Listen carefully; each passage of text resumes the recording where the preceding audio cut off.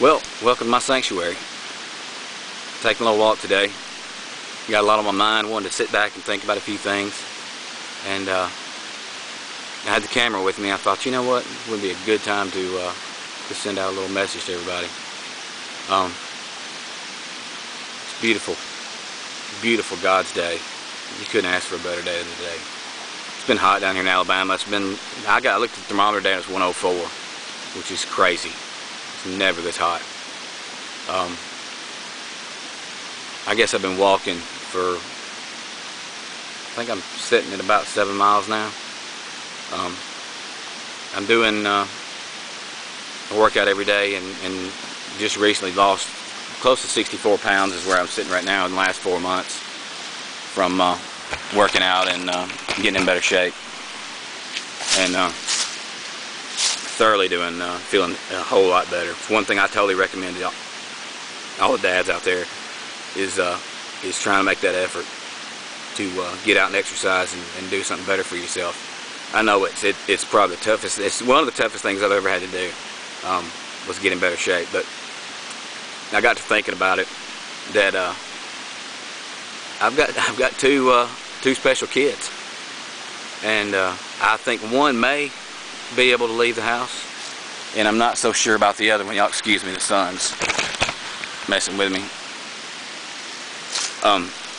I've got one that'll probably leave the house, and then I've got one that's more than likely, more than positively, going to stay at home with us for the rest of his life, and that's cool. He's an awesome kid, Jackson. He's full of love and full of energy, and I tell you, I couldn't ask for. All three of my kids are awesome.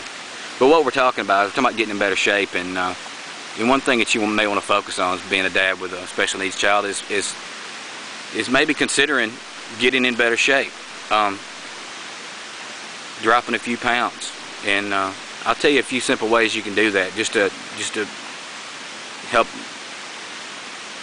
make a few slight changes and see how you feel about it.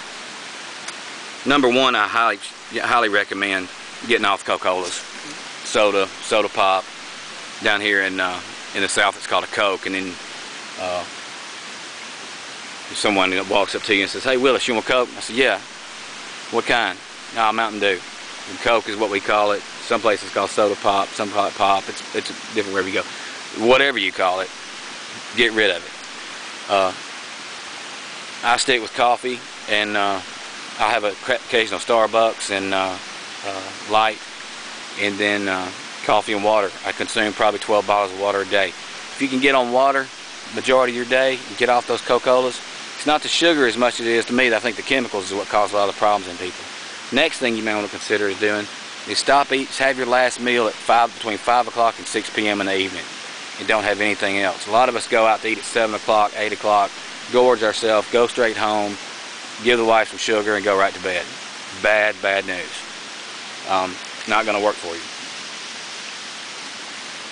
So we drop the Cokes, we drop the eating after 6. Next thing you can do, knock off some of the bread. Knock it off altogether. The bread and pasta and potatoes, knock it all off altogether, or just back off on it some. Before I get ahead of myself, one thing you may want to consider is when you do the stop eating at 6. I get a spoonful of peanut butter around 7:30, 8 o'clock, 9 o'clock, whenever I feel like I'm getting close to bedtime. And I'll get one of the big soup spoons full of peanut butter and eat that. It's got a little fat in it, it's not a problem. What it's going to do is going to knock that hunger pain you're going to have for a little while, knock that out, where you can lay down and go to sleep and be ready to start the day.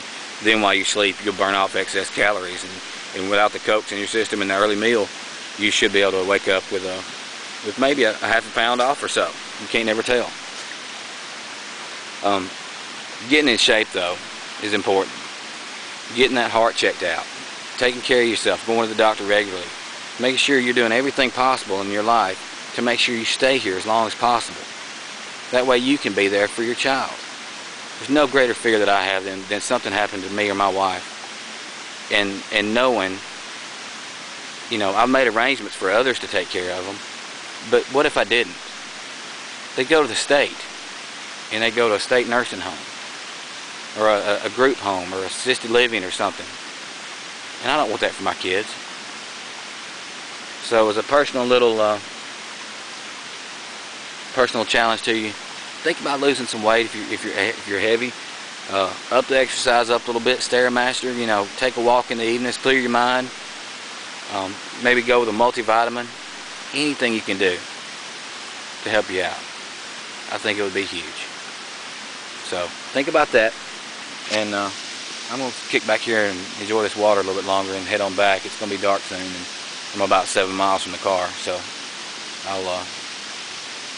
I took the long way. I'll holler at y'all later.